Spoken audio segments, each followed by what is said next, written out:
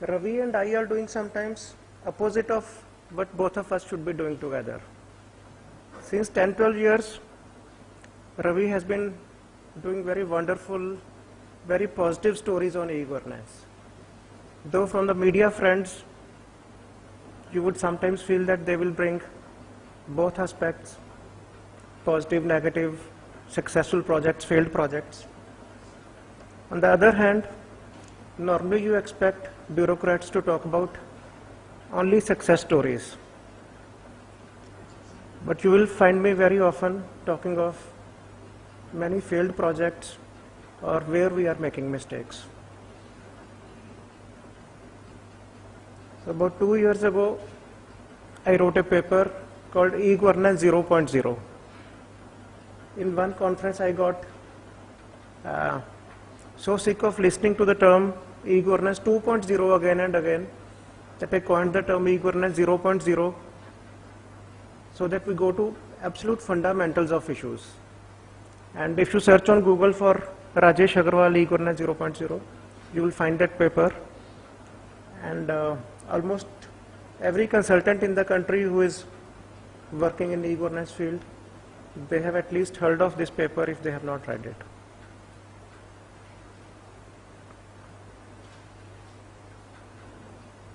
In the education field last year, I got a good opportunity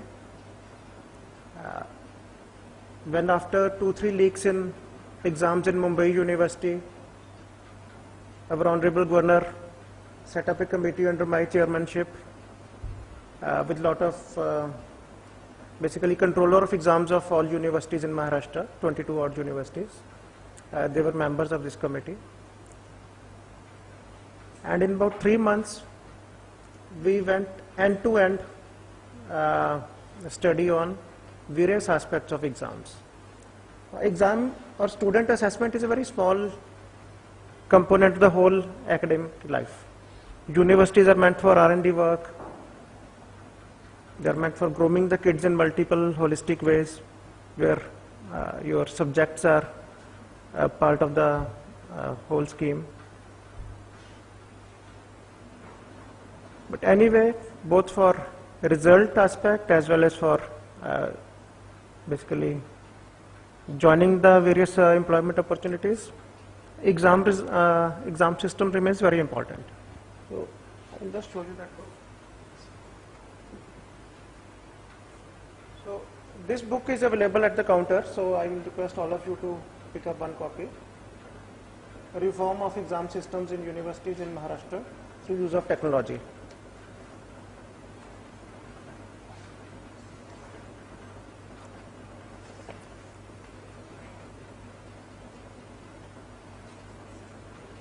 And for a quick read, you can go to page 95 and read our 49 recommendations we made. And luckily, Honorable Governor Sahab has taken 2 meetings since then of all the Vice Chancellors and asked them to implement this report in totality.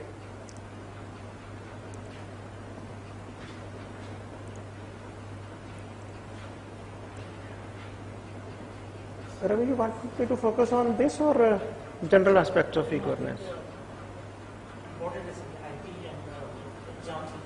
Since I see basically people in the academia who are at higher positions in the universities and some solution providers also, I thought I will touch on this aspect.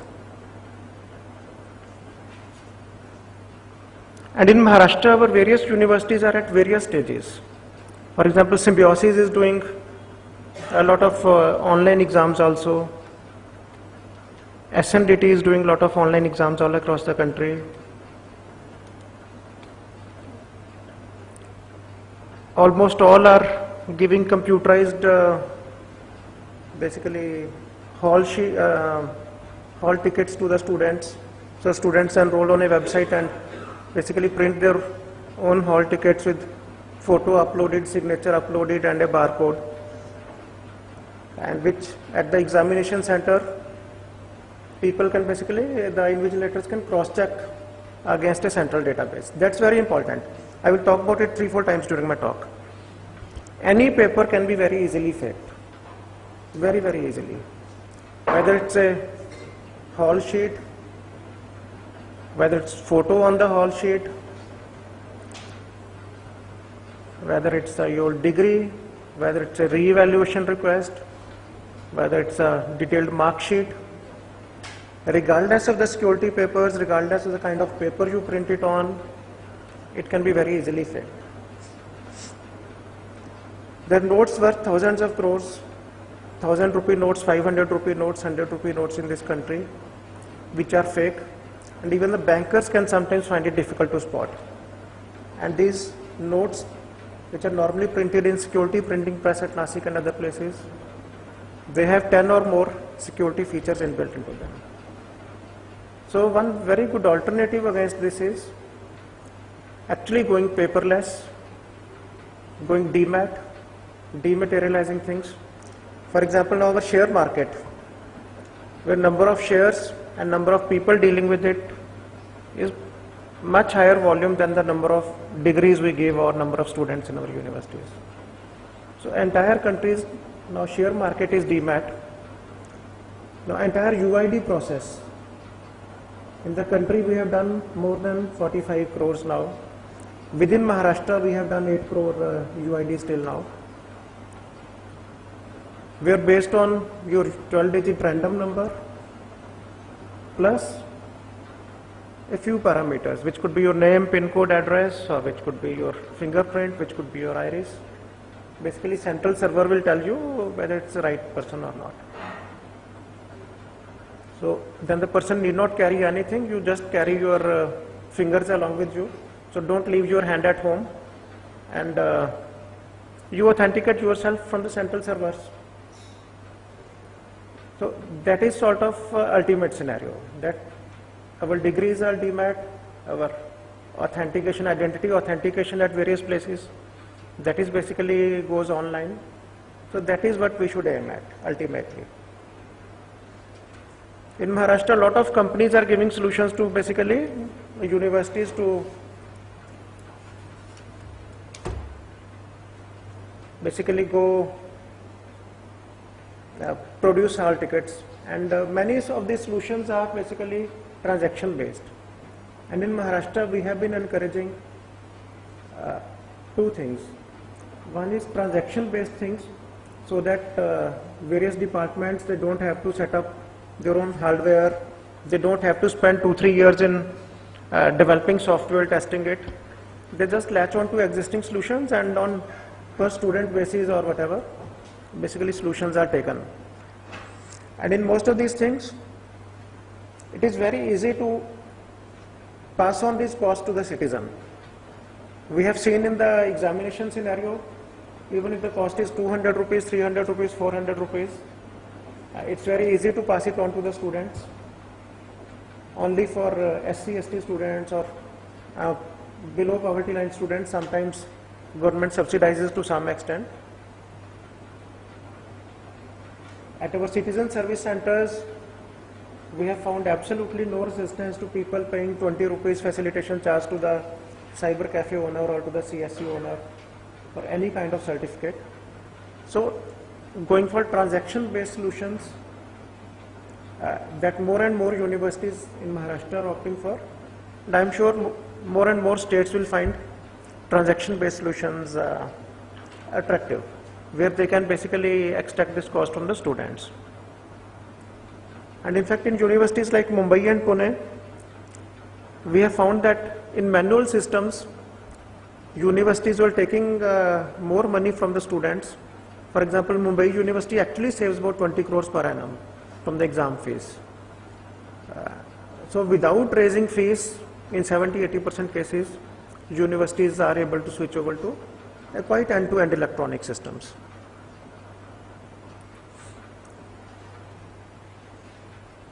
Now, a lot of hanky-panky happens also when question papers are made. So the way the question papers are made, 2 sets, 3 sets, 5 sets, the way they are randomly picked up by a committee or dean of the university or controller of exams, and the way question banks are designed. So there we have basically given a number of suggestions, that what should be the size of the question bank, There are some Supreme Court judgments on equivalence of papers. Basically, you can give 2 or 3 or 4 different sets of questions to students even in the same examination hall, so that they cannot copy from one another. And Supreme Court has upheld it is okay as long as you are assuring that standard of hardness or laxity in question papers across is similar. You can't have one set very tough and one set very loose.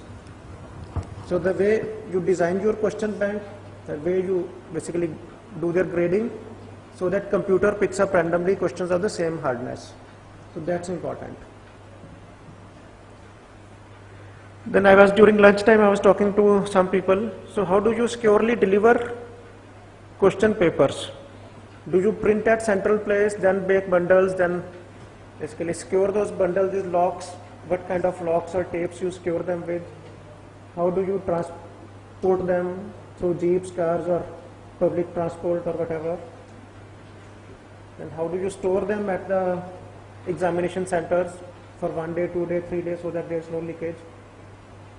So many universities, many colleges are now opting for basically sort of sending out CDs beforehand, sending out pen drives beforehand, or making a URL link available to all the colleges or examination centers, encrypting the question papers, and half an hour, 1 hour before the exam starts, basically sending out passwords and sending out the decryption key or the password, so that they can use that, decrypt the paper, and then print it using fast printers or Xerox machines.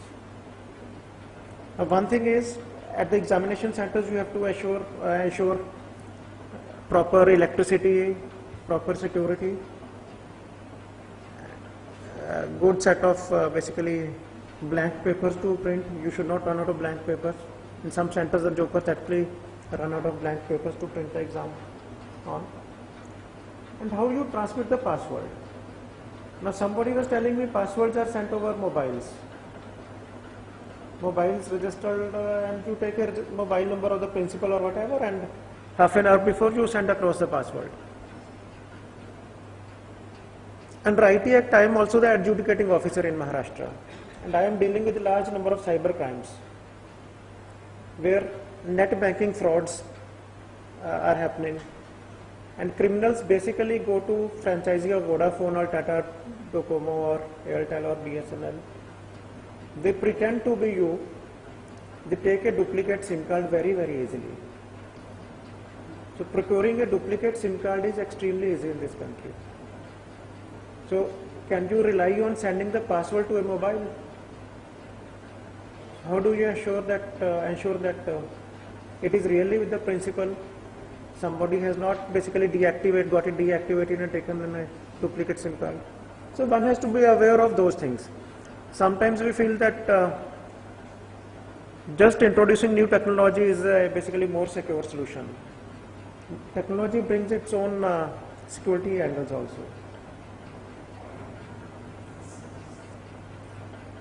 So once the question paper is given out, then about the answer sheets.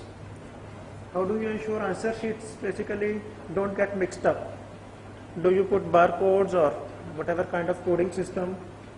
How do you ensure the mapping of the coding system with the roll number and then mask out the things? Many times the peons basically mix up masking, and intelligent people basically get lesser number marks, and those who have done paper very badly, they end up getting very good marks. So that is one thing.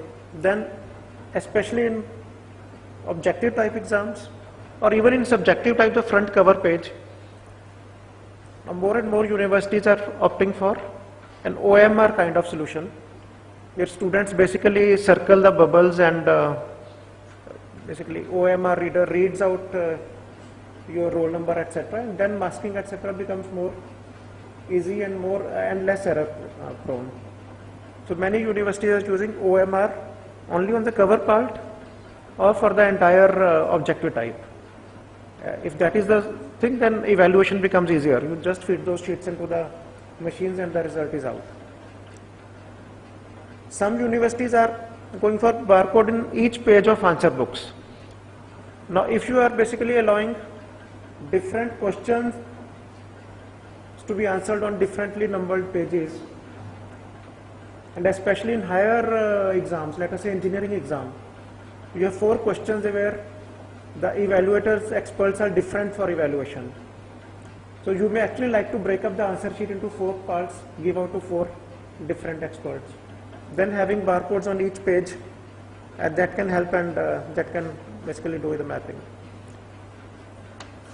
Some universities are playing with scanning the answer sheets, and then instead of transposing the answer sheets to the central assessment basically centers, we call them CAPS in Maharashtra. So scanned sheets are seen by the examiners on the evaluators on the desktops. They give out marks there only on the desktop. This has 2-3 benefits. One is you don't have to transpose bundles of answer sheets. Second, different questions can be checked by different experts. So otherwise, if my paper is checked by a very strict teacher, my colleague's paper is checked by a very lax teacher, it is not very fair. But if one teacher is checking question number 1 of all the students, another is checking question number 2 of all the students, basically then this can get evened out. And third is totaling mistakes then basically do not happen if at the time of evaluation the examiners are directly entering it into the computers.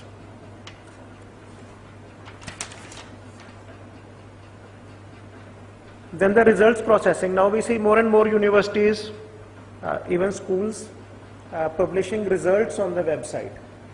That's very important and very basically kid-friendly system. Re-evaluation is a headache. So we have recommended online application of re-evaluation where fees can be paid by credit card, debit card sitting at home. And then re-evaluation can happen and students can see what is the result of re-evaluation sitting at home. Then very important aspect is dematting of degrees. Most of us would have seen the Munna Bhai MBBS kind of movie. Many of us are aware that fake degrees are in very wide circulation, extremely wide circulation, both for purpose of employment as well as basically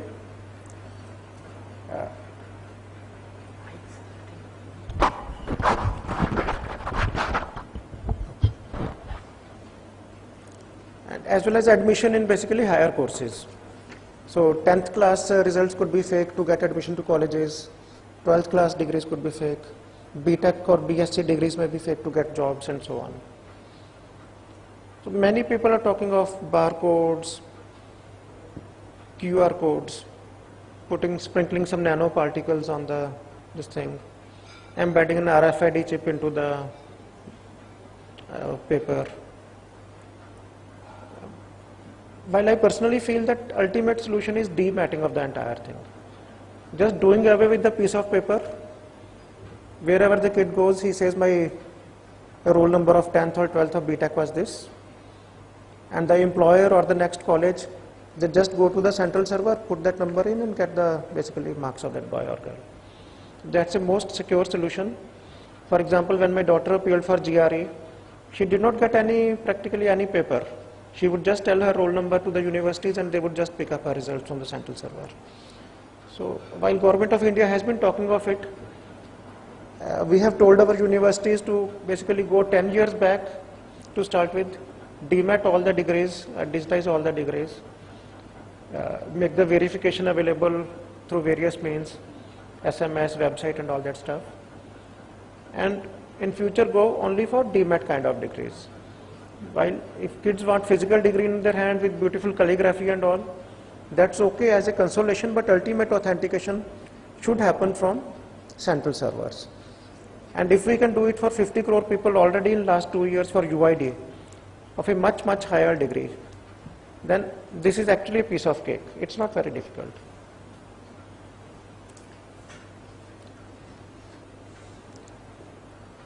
Then our recommendations basically talk of lot of capacity building, physical security measures in the examination halls and where you store question papers. And we deliberately talk of decentralized solutions and transaction-based solutions. For first 3-4 years, next 3-4 years, We would like to see various companies coming in Maharashtra with their own ideas, with different solutions, with obviously different rates. Different universities will discover different market prices. And then market will mature in 3-4 years. Maybe initially we may see 20 solutions. After 3 years, they may mature into 4 solutions, which will basically bring in the competition also and bring in newer features also. Somebody may have 10 features, another may have another 10 features with 8 common and 2 different features, and so on. And we are also talking of QCBS analysis, that rather than going for L1 solutions, in many big projects we are actually doing that in Maharashtra. For example, Mumbai CCTV, Pune CCTV, and many big technological projects. We are giving a good weightage to technical solution also. We are not giving 100% solution to L1. So if someone brings in better technology, even L2 has a chance of getting the tender. So we are, in many projects we are giving 30% weightage to technical and 70% weightage to financial. And here also we have suggested that university acts may be amended, that you are not forced to give tenders to L1 only, that your RFP can be very detailed and say it very clearly, the winning formula.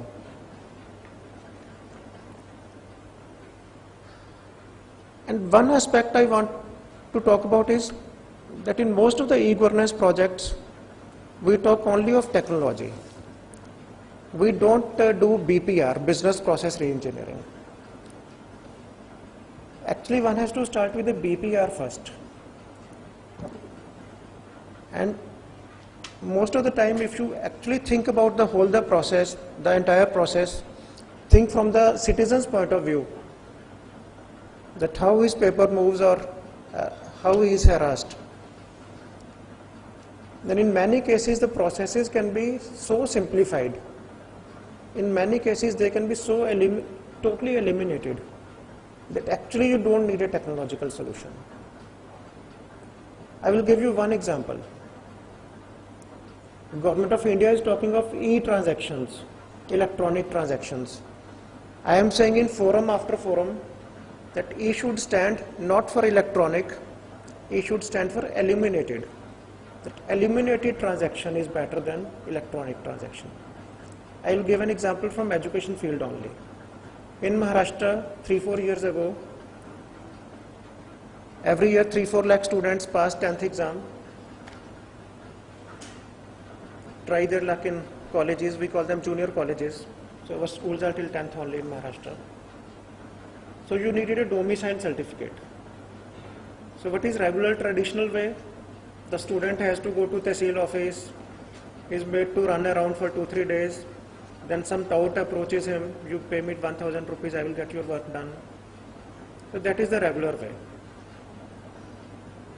Next thing, our government said, government at your doorstep, Shasan tumche dari. So the guardian minister, the collector, they would hold camps in bigger colleges. Students will come, sit there for 3-4-5 hours and get the work done on the spot. So it eliminates middlemen to a large extent, but still student has to make a trip to the Tehsil office or to the district place. What is the next step of e-governance? Basically our Citizen Service Center model, CSCs. We have now more than 1 lakh CSCs across the country, functional CSCs. So student can go to a privately run CSC nearby his village, give his documents there, get a computerized slip saying that come after 2 days, pay a facilitation charge, official facilitation charge of 10 rupees or 20 rupees, and after 2 days he will get a certificate. It is usually a physically signed certificate. In e-district project it can be a digitally signed certificate being transmitted over email or whatever. So this is the third way. What was the fourth way? Making the process online. So students don't even have to go to CSC. Sitting at their home, they can upload their papers. Back-end processing is online. They get a digitally signed paper. What is the final and the best way? Our Chief Minister said, why the heck students need domicile certificate at all? If somebody has done his 10th standard from Maharashtra let's waive it off. If he's done 10th from outside Maharashtra, but now he's coming to Maharashtra for junior college, then obviously he will come with everything, including migration certificate and all. So we go to eliminated transaction. So in your exam system, please think of it. There are so many processes. Applying for the exam, applying for the entrance hall number, applying for re-evaluation, changing your subjects, choosing between offline and online. Now my son is to appear for JEE this year. Since today morning, actually since 12 o'clock in the night, the site is not really opening well. So we are trying our luck at that to fill up the form online, because the choice is between offline and online exam. So one has to make it simple. So please do a BPR of everything. In 70-80% cases you can simplify very drastically, and computerization. That is the message I wanted to give. Then we are talking of lot of basically academic or act or rule changes which are more important than technology. For example, there is a shortage of teachers. So to conduct exams, to evaluate exams, so one way is to reduce the number of exams. So we are saying that if for BSc or BA, etc., or even BTech, only final year can be done by university. Other earlier years can be internal by colleges. Whether you give them some weightage or not, you can take that call. Then good colleges, Mumbai has some heritage colleges. They can have their own examination system. Why should the university have exams for all the colleges? So one can grade colleges A, B, C, etc., and colleges with grade A can basically be allowed to conduct their own exams and give their own degrees. So we are talking of it, and all the universities are working on it actually. Increasing exam centers, and timely declaration of results. This is very, very important. My daughter did BTech from a very prestigious college, not from IIT, but one of the top 10. And in their college, the results are announced after 1 year. Semester results are coming after 1 year. I was in IIT 30 years ago. We would come back after the semester for 10-15 days. When we would go back, the results would be there on the notice board. And after 30 years with better technology, we see exam results being announced after 1 year. This is crazy. So in Maharashtra, the governor himself is monitoring that are the results out within 45 days or no. Otherwise, now vice chancellors are being asked questions. Why are the exam results not out in stipulated time? And we have recommended very strong penal action. That act should be changed, modified that, makes it binding on universities and colleges to announce results within time. So these are the sort of academic reforms. Last thing I want to talk about is the methods of teaching. We have been talking of virtual classrooms, putting video conference systems so that good teacher can basically talk to multiple teachers. So many private schools have come up with those solutions. But the content is proprietary, it's very expensive. And here I would recommend Kerala type of model, where they have gone for open source solutions and sort of open source content also, which they are putting on the net, which anybody can pick up, colleges can customize that, so they don't have to buy digital content, the course content, the quizzes, and all that stuff. So putting in hardware is very easy. Creating good content is very difficult. And most of you would have seen Khan Academy videos, now courses like Coursera. I have personally done 2-3 courses on Coursera in last 6 months from MIT professors and all. So listening to their video lectures, reading out the material, participating in quizzes.